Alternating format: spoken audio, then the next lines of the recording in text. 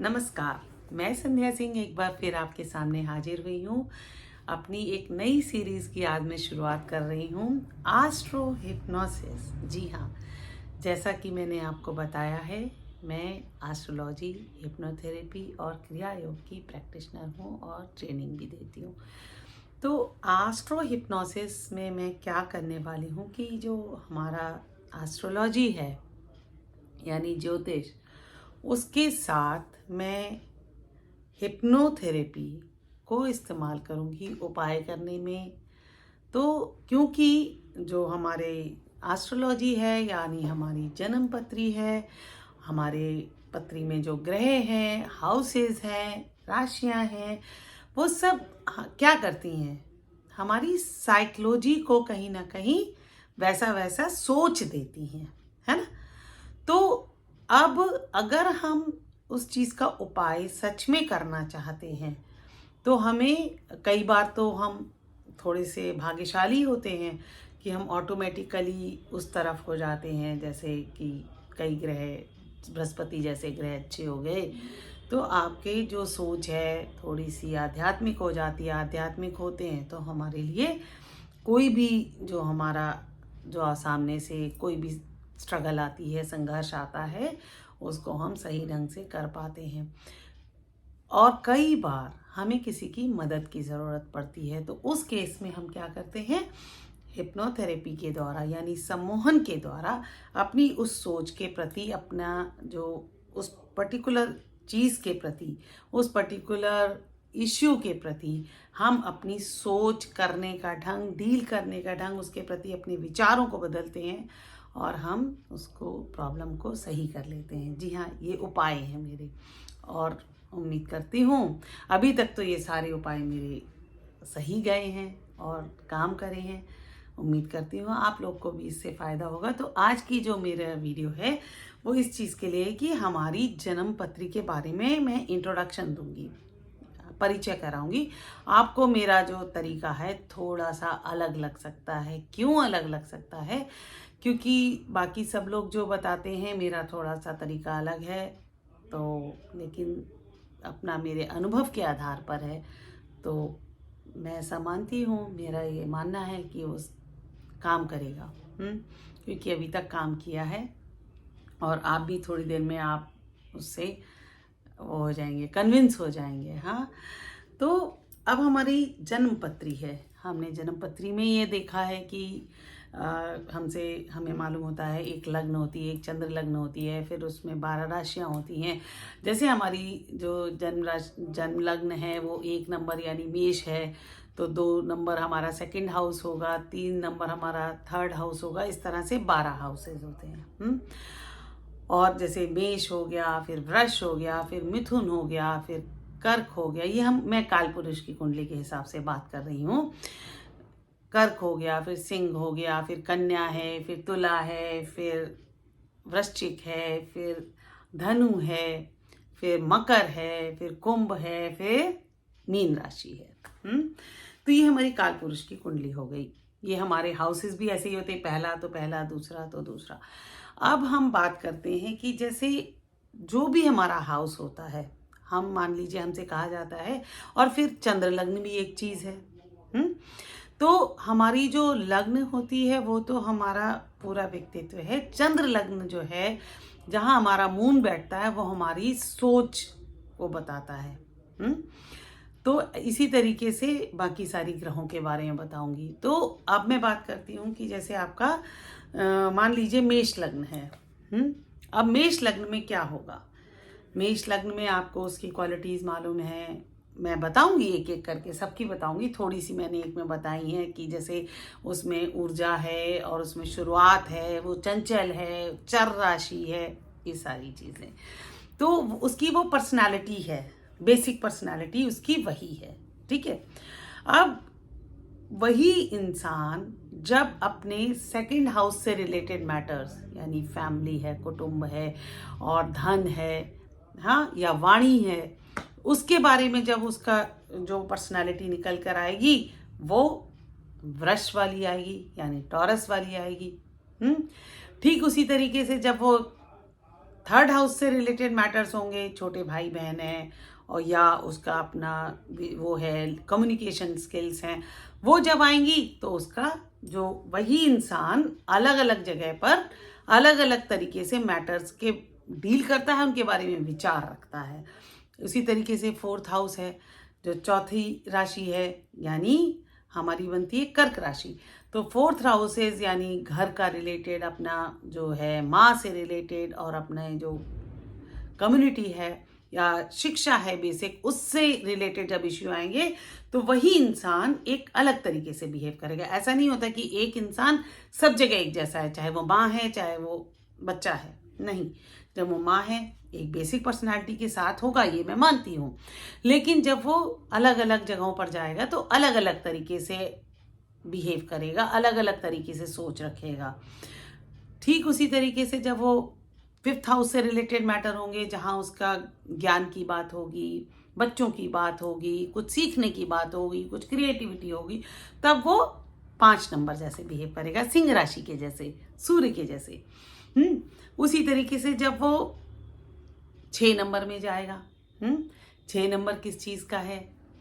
लिखने पढ़ने का है, शत्रु है, 6th हाउस 6 नंबर की बात कर रही हूँ, तो उसमें उसका रूप डिफरेंट हो गया।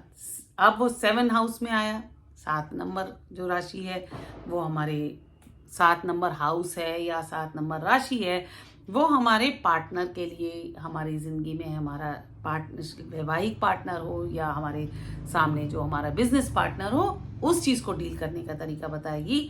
अगर जो भी राशि वहाँ पड़ती है हम उस चीज़ को वैसे ही डील करने वाले हैं। उसी तरीके से जब हम 8 नंबर से रिलेटेड मैटर में जाएंगे या 8 नंबर की राशि जहाँ पर होगी, 8वां हाउस होगा जब हमारा, तो हमारा वही रूप, जैसे 8 नंबर में आपका काल पुरुष के हिसाब से आपकी मेष लग्न है, 8 नंबर की राशि आपके 8वें घर में है, तो वैसा ही आपका 8 नंबर वाला होगा। अब वहीं पर मान लीजिए जैसे कि 8 नंबर क्या है, ज्वाइन हो जाता है ना, कि अब 8 नंबर क्या है कि आप मिस्टिक है, गूढ़ है, उस तरीके से। तो हम अगर वहां पर दूसरे कोई राशि पड़ गई तो हम वो गूढ़ रहस्य डिफरेंट तरीके से डील करते हैं, है ना। तो 8 नंबर पे हमारा डिफरेंट हो जाएगा, जहाँ पे 9 नंबर राशि होगी वहाँ हम डिफरेंटली बिहेव करेंगे। जहाँ जैसी जैसी राशियों के गुण हैं जो कि मैं बताऊंगी आगे के वीडियोस में, वैसे वैसे हमारा जो एटीट्यूड है, बिहेवियर है, वो चेंज होता जाएगा। 10 नंबर है तो मकर जैसे हमारे डीलिंग होगी, 11 नंबर है तो कुंभ जैसे हमारी डीलिंग होगी, 12 नंबर राशि आएगी तो हमारी मीन राशि जैसी डीलिंग होगी। अब जब हमारी डीलिंग्स में इस तरह से फर्क पड़ता है, ठीक है, ये तो हमारा राशियों का है। उसके बाद मैं आगे बात करूंगी कि कौन कौन सा ग्रह कहाँ पर आ जाए। मान लीजिए ऐसा तो नहीं होगा कि जो राशि है वहीं पर उसका ग्रह आ गया, वो हमारी जो मिलना है यानी उनके मिला के जो इफेक्ट आएगा वो हम अलग बात करेंगे। फिलहाल तो मैं ये बात करने वाली हूँ कि सेम इंसान अलग अलग जगहों पर, अलग अलग मुद्दों पर अलग अलग तरीके से बिहेव करता है, अलग अलग तरीके से उसका एटीट्यूड होता है। अब उसका सेम एटीट्यूड जो अपने कॉम्पिटिटर के प्रति या रोग के प्रति होता है, वही तो अपने दोस्त के प्रति नहीं होता। तो उसी तरीके से 6th हाउस में क्या है, फिर उसमें कौन सी राशि है, वो हम सारी बातें डिटेल में करेंगे। पर फिलहाल मैं आपको 12 के 12 राशियों के गुण बताती जाऊंगी, तो डिटेल में होंगे। हाँ, उसको ध्यान से समझिएगा। और उम्मीद करती हूँ अगर आप ये सारे मेरे वीडियो ध्यान से देखेंगे और समझेंगे तो आप ज्योतिष में उतना तो सीख ही जाएंगे जितना आप चाहते हैं, है ना। कोई ज़्यादा सीखना चाहता है तो वो ज़्यादा सीखेगा, जो अपने मतलब का सीखना चाहता है वो अपने मतलब का सीखेगा। जी हाँ, मैं पकी पकाई खीर देने वाले में नहीं हूँ कि आपको बता दूँ आपकी मेष राशि आपकी लाइफ में ऐसा होगा और फलानी तारीख से आपका दिन ऐसा बदलेगा। वो मेरा अलग एक चैप्टर है। लेकिन मैं जब आपको एज अ स्टूडेंट, जो आप एज अ विद्यार्थी आप जो सीखना चाहते हैं, उसके लिए जो मैंने आपकी सीरीज़ बताई है, ये वो सीरीज़ है। और फिर मैं आपको उपाय बताऊंगी कि ठीक है आपकी यहाँ पर मेष राशि है। अब मेष राशि के इतने सारे गुण हैं जो थोड़े बहुत शॉर्टकमिंग्स हर एक में होती है, हर राशि में होंगी, हर इंसान में होती है। उसको हम कैसे इस जो गुण हैं उन कमियों को हम कैसे ओवरकम कर लें, हाँ, या उन कमियों को हम पहचान जाएं, ये हमारा तरीका रहेगा।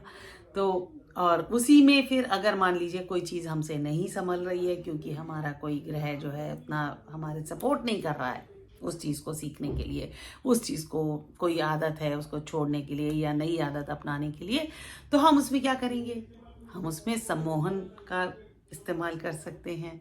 हाँ, डायरेक्ट है, इसमें कोई इनडायरेक्ट कहानी नहीं है कि आपका जो उपाय है वो डिफरेंट है, वो कुछ किसी और के साथ उपाय कर, नहीं, ये सब्जेक्टिव उपाय है, क्योंकि मैं यकीन करती हूँ कि अपनी ज़िंदगी की रिस्पॉन्सिबिलिटी हमारे अपने हाथ में है ना। तो हो सकता है बहुत सारे लोगों को मेरी ये बात नहीं अच्छी लगे, ना जचे, कोई बात नहीं, मेरी बाकी सारी चीज़ें भी कौन सी सबको अच्छी लगती हैं। हाँ, तो मिल चलते हैं इसी यात्रा पर। आज मैंने जो आपको बताया उसको ध्यान से सुनिएगा, ध्यान से समझिएगा, और मेरे अगले वीडियो का जो कि मेष राशि के सारी चीज़ों को बताने वाला है, फिर आप ये देखिएगा कि आपकी कुंडली में 1 नंबर की राशि या 1 नंबर कहाँ लिखा हुआ है। अगर आपको कुंडली देखने में कोई दिक्कत हो रही है तो आप मुझे कांटेक्ट कर सकते हैं। तो 1 नंबर जहाँ लिखा है वहाँ पर वो चीज़ें होंगी, वैसा वैसा आप डीलिंग करेंगे, और जैसे आप कहीं कुछ बदलाव लाके कुछ अपनी डीलिंग को बेटर करना चाहते हैं या कर सकते हैं तो आप उसको कर पाएंगे, ऐसा भी। तो वो हमारा तरीका है, वो सम्मोहन के द्वारा करेंगे। जी हाँ, जैसे मान लीजिए अगर मेरी कुंडली में सब कुछ बहुत अच्छा है, मतलब सब कहीं, अब वहीं पर कहीं लिखा हुआ है ये जरा अपने क्रोध को संभाल लें तो सही हो जाएगा, या ये अपनी संगत को संभाल लें तो ऐसा हो जाएगा, या ये इंसान बिल्कुल ही रिएक्टिव नहीं है, ये थोड़ा सा रिएक्टिव हो जाए, या ये इंसान थोड़ा सा डिप्लोमेसी सीख ले, डिप्लोमेटिक हो जाए। तो ये सब चीज़ें हम सीख सकते हैं। कैसे? अगेन हिप्नोसिस से। जी हाँ, सम्मोहन से हम ये सारी चीज़ें अपनी ज़िंदगी में उतार पाएंगे। तो इंतज़ार कीजिए मेरे अगले वीडियो का, जो कि 12 वीडियो बनेंगे 12 राशियों के लिए। फिर उसके आगे हम देखते हैं क्या क्या आप जितना सीखते हैं, जैसा रिस्पॉन्स करेंगे वैसा वैसा मुझे मोटिवेशन मिलती है। तो अगर आपको मेरा ये वीडियो अच्छा लगा हो तो लाइक करें, और चाहते हैं कि दूसरे लोग भी इससे फ़ायदा उठाएं तो शेयर करें और सब्सक्राइब करें। तो हमारा जो 12 रूप हैं हमारी ज़िंदगी के, देखिए 12 ही रूप हैं, उससे आगे नहीं है। जो 12 रूप हैं उसी में सब कुछ छुपा हुआ है, उसमें हम कैसे अपना हर रूप, अपना जो रोल प्ले करने आए हैं उसको बेस्ट तरीके से प्ले कर सकें। 12 रोल हैं हमारे, जी हाँ, तो हम बेहतर तरीके से कर सकें, इसके लिए जुड़े रहिए और देखते रहिए। तब तक के लिए आज्ञा, नमस्कार।